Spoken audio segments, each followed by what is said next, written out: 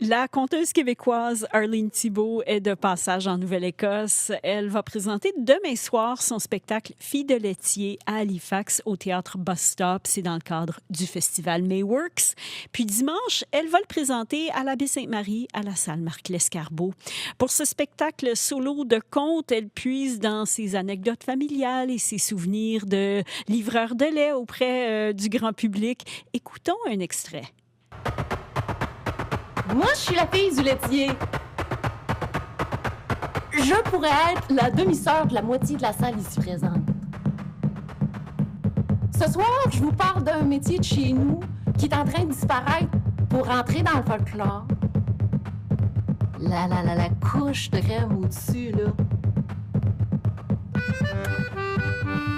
450 clients à servir par année. 125 escaliers par jour, aller-retour. Lucien avait développé des mollets de coureur olympique. Bonjour Arlene, bienvenue à la Mouvée. Merci de m'accueillir. Vous terminez une tournée scolaire. Comment ça s'est passé? Ah, c'était super. J'étais avec les ados, puis je leur ai fait transformer une de mes histoires en une histoire de chez eux. J'ai dit, Oui? soyez chauvins, puis moi, je veux vous connaître. Fait qu'allez-y, mettez-moi ce que vous mangez, ce que vous aimez mieux manger. Là. Soyez chauvins sur votre région. Fait ça a été un échange culturel riche et intéressant avec l'imaginaire des ados, surtout. Là. Ouhou. Qu'est-ce que vous avez découvert? En fait, vous connaissez déjà la Nouvelle-Écosse, hein? Oui! En fait, je pense que c'est la 4e fois que je viens en Nouvelle-Écosse. Je suis allée par le Festival de contes d'abord à Baie-Sainte-Marie. Oui, puis, Festival de la parole. Salutations, Jocelyne Comeau, en ah passant. oui. Hey, écoute, je me sens chez nous, moi, quand je passe dans la région de Clare depuis ce temps-là. Et puis, je suis passée la dernière fois, j'étais avec mon spectacle Le Vœu, qui a tourné là, jusqu'à la pandémie et qui avait été présenté justement à l'Université Sainte-Anne. Donc, c'est vraiment... c'est super touchant pour moi d'arriver avec mon nouveau spectacle là, qui commence à tourner depuis quelques mois. C'est la première fois qu'il sort du Québec, là, qui dépasse. Eh bien. Puis que la rondelet s'en vient dans la francophonie acadienne. Moi, j'aime bien ça. Parlez-nous, qu'est-ce qu'on va vivre dans ce spectacle? Qu'est-ce qu'on va découvrir? Alors, moi, je suis vraiment dans l'esprit et la tradition des conteurs, même si ça vient du métier de mon père. Mon père était livreur de lait pendant 35 ans à Québec. J'ai quand même décidé, non pas de raconter telle quelle l'histoire de mon père puis ses anecdotes, mais vraiment d'aller dans la démesure du conte et d'avoir un personnage de laitier qui est vraiment un personnage de conte. Et pour ça, j'ai cherché le mythe du laitier dans l'imaginaire collectif. Là, il est encore présent? C'est quoi? Parce que moi, quand j'étais petite puis que je disais que j'étais la fille du laitier, le monde, il riait. Puis il y a le deuxième sens, il rentrait vite parce que, le mythe, c'est souvent que, le laitier avait disons, des enfants cachés un petit peu partout et il y en avait beaucoup chez clientes. Donc, je suis partie de ce mythe-là pour m'amuser à avoir le conte de laitier caché encore dans notre imaginaire collectif. Et moi, j'ai inventé le personnage de Lucien qu'on suit du coup de foudre qu'il y a eu pour un camion de lait jusqu'à la fin de sa ronde de lait parce que les temps ont changé puis qu'à un moment donné, ce métier-là pouvait plus perdurer à travers différents contes qui vont chercher justement des espèces d'archétypes de le laitier, la cliente, à la maison, le mari jaloux, on a un petit vaudeville, puis on revire ça de bord après, puis il y a beaucoup d'humour, mais il y a aussi de la poésie et des beaux moments musicaux. Oui, parlons des moments musicaux parce que vous êtes accompagné sur scène. Oui, je suis accompagnée. J'ai la chance d'être avec Robin Servant, qui est à la fois de la musique traditionnelle.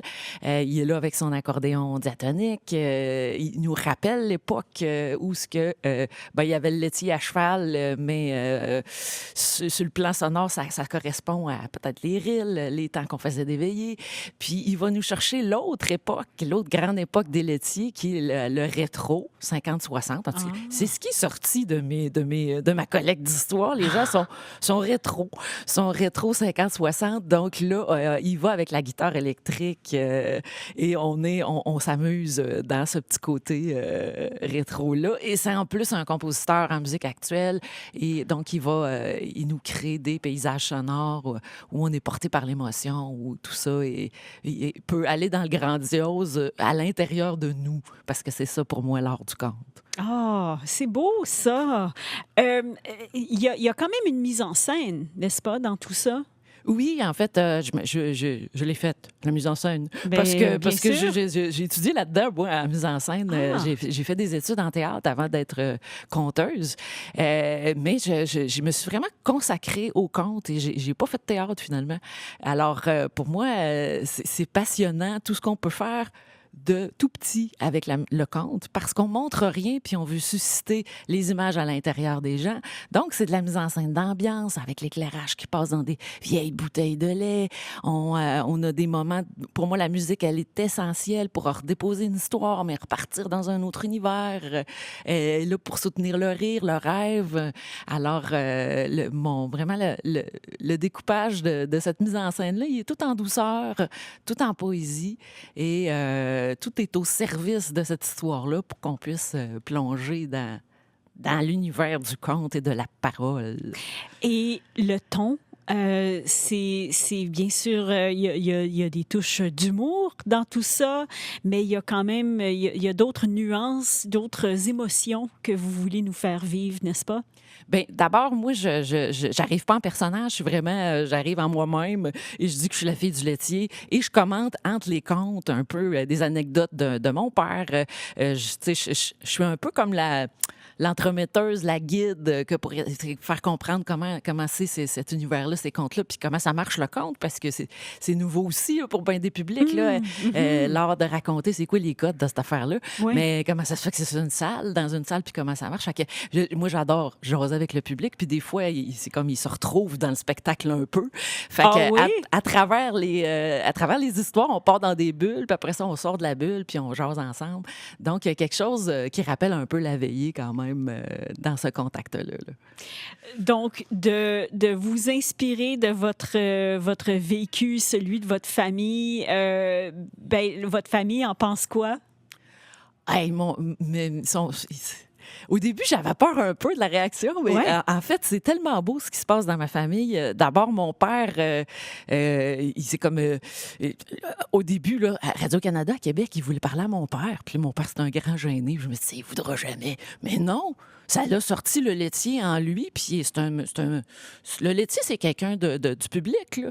Fait qu'il s'est mis à jaser ça, puis à raconter des choses qu'il nous avait pas dit, mais il l'a dit à radio, puis tout. Fait que là, ses frères l'ont taquiné, puis moi, en plus, ils ont été 5 laitiers, c'est une famille de 15. Fait que là, dans la famille Thibault, là, c'est mon père, là, il s'est fait taquiner le Noël d'après, pas à peu près. Hey, c'est vraiment une affaire de famille Oui. où ça l'était, parce qu'il en existe encore? Bien, là, mon parrain a fait ça il y a encore un an et demi à peu près. Il avait sa run. Là. Fait que, il en reste, là, ils disent peut-être 150, 200. C'est la fin de ces runs de lait-là. Ils font des commerces aussi. Moi, mon parrain, il a arrêté parce qu'il était rendu retraité. Il a fait ça pendant 50 ans. Là. C'est comme, il ne pouvait plus s'arrêter. Il était dépendant. Il aimait trop ça, être avec le monde. Mais ce qui est beau aussi, c'est qu'il y a des anciens laitiers qui sont venus voir le spectacle. Ça a fait des espèces de rencontres d'anciens laitiers. Puis il y a même des laitiers qui sont venus avec leur famille pour dire, hey, je vais vous faire découvrir c'était quoi le métier de laitier. Donc, j'ai eu des familles à plusieurs niveaux là, qui viennent avec leurs enfants, leurs petits-enfants, puis qui sont venus me partager leurs souvenirs. Puis même Lucien, il y a un monsieur qui s'appelle Lucien qui est venu me voir. Ben voyons donc. Il monte son camion. C'est le camion dont je parle dans le spectacle. Ça se pouvait pas. Je pleurais, puis lui aussi. Donc, des fois, la fiction puis la réalité, ça s'entrecroise. Puis, ouais, c'est toute la beauté de rentrer dans un mythe populaire. Là. J'ai vraiment... je vis des choses là que j'ai jamais vécues dans d'autres spectacles. Là.